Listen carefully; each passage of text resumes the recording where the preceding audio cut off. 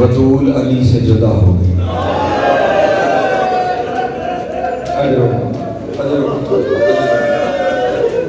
मसाइल तो यकीनन जो जाकिर आखिर में पढ़ेंगे उन्होंने तफसील से पढ़ना है। मैं सिर्फ दो जुमले कहूँगा। जिसके आने पर अल्लाह का नबी मसनद छोड़ देता था वो बहुत देर दरबार में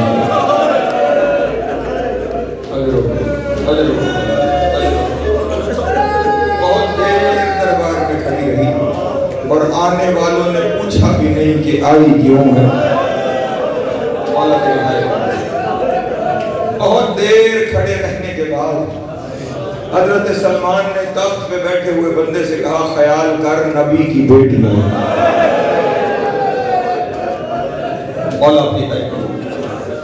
नबी की बेटी कब से दरबार में आई थी।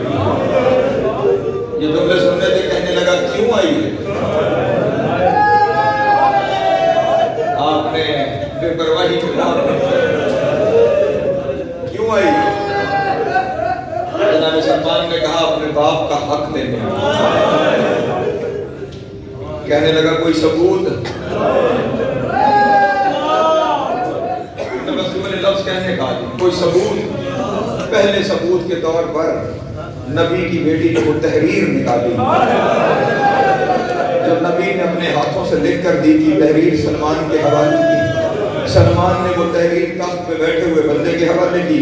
अभी तख्त पे बैठा हुआ बंदा वो तहरीर पढ़ रहा था कि उसके साथ खड़े हुए बंदे ने तहरीर छीन कर उसके टुकड़े करना शुरू किया। इतने टुकड़े किए दरबार में तहरीर को फेंका। चार जानिब तहरीर के टुकड़े बिखर गए। नबी की बेटी जमीन पर बैठी। जमीन पर बैठकर बाप की तहरीर के टुकड़ों को चुनना शुरू किया। ऐसे टुकड़े चुन रही थी जैसे हुसैन ने करबला के मैदान में कासिम को चुना था। और टुकड़े चुनते चुनते रो के कह रही थी, बाबा अभी तो आपका कफन भी मैला नहीं हुआ।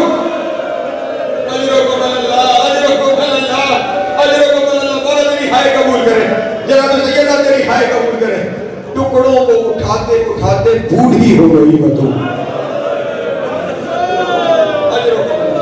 जमाने से जुमले कह रहा हूं। बाल सफेद हो गए नबी की बेटी के। कमर झुक गई नबी की बेटी। और इस हाल में अपने घर आई। अब मुझे माफ करना, घर आकर अपने मसनद पे बैठी। पीछे की जानिब से बेटी आई। उस वक्त 5 साल के करीब हयात गरामी है आलिया बीबी।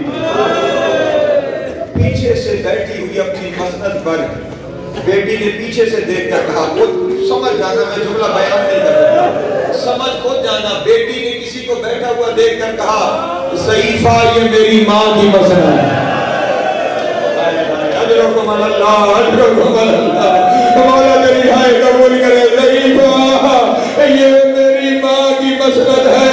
ये सुनना था बतूल की हाय निकल गई। रो के कहा, ज़ैनब पहचान मैं तेरी माँ ज़हरा। हाथों को औलाद में कहना मैं तेरी माँ ज़हरा। ये सुनना था दौड़ती हुई करीब आई। रो के कहा, अम्मा ये क्या हुआ, बाल सफेद हो गए। अम्मा कमर झुक गई। रो के कहा, ज़ैनब दरबार से होकर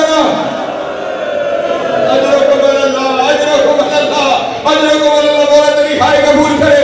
ज़ैनब दरबार से होकर आई। दरबार का नाम आना था। बीबी आलिया ने तड़प कर कहा, अम्मा जानती थी ना दरबार में क्या होता है, फिर दरबार क्यों गई कि ज़ईफ होते वापस आई। बेटी को सीने से लगा के कहा, ज़ैनब ज़माना कहे तू न कहना। ज़ैनब का अम्मा मैं क्यों न कहूँ। रो के कहा, ज़ैनब मैं सहाबी के दरबार में। ज़ैनब तू शराबी के दरबार में। ज़ैनब मैं 4 घंटे तुझे 9 घंटे वाला की हाय कबूल करे। जनाब सैयद आपका बातें कबूल करे। और रो के कहा, मेरी बेटी आज मैं शबीर पे खंजर चलता भी देखा है।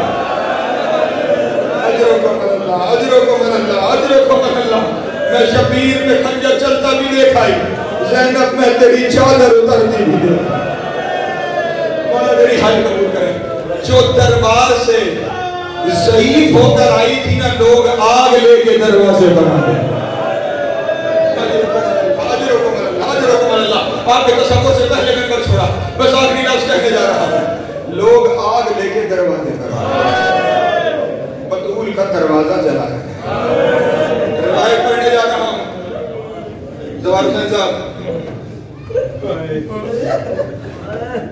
سید عبدالرزاق المکرم نے روایت لکھی ہے، لیکن مصائب کا سمندر سمجھ لینا، تشریح میں مجھے نہ جانا پڑا. وہ کہتا ہے اس ظالم انسان نے دروازہ جلایا، اس نے جلتے ہوئے دروازے کو لاد مارا.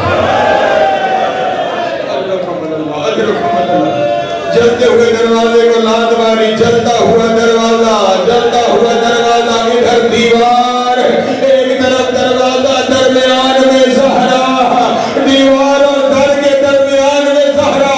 اب یہاں پہ وہ ظالم، اس کی اپنی روایت ہے، میں پوری ذمہ داری سے جملہ پڑھ رہا ہوں. وہ خود کتنا بڑا ظالم ہوگا جس نے بطول کا دروازہ جلایا. وہ کہتا ہے جب دیوار اور در میں بطول آئی نا، اتنی دردناک چیخ ماری زہرا.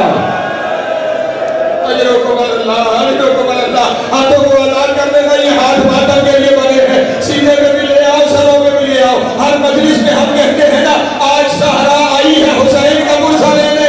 آج 3 جمادی ثانی کو حسین آیا ہے اپنی ماں کا پرسہ لینے. آج آدھی آئی ہے ماں کا پرسہ لینے. آج ہم نے بیٹے کو ماں کا پرسہ دینا ہے. اللہ اکبر. وہ کہتا ہے، اتنا ظالم آدمی کہتا ہے، اتنی دردناک چیخ تھی کہ ایک دفعہ میرا کلیجہ ہل گیا. اللہ اکبر. وہ کہتا ہے ایک دفعہ میرا کلیجہ ہلا.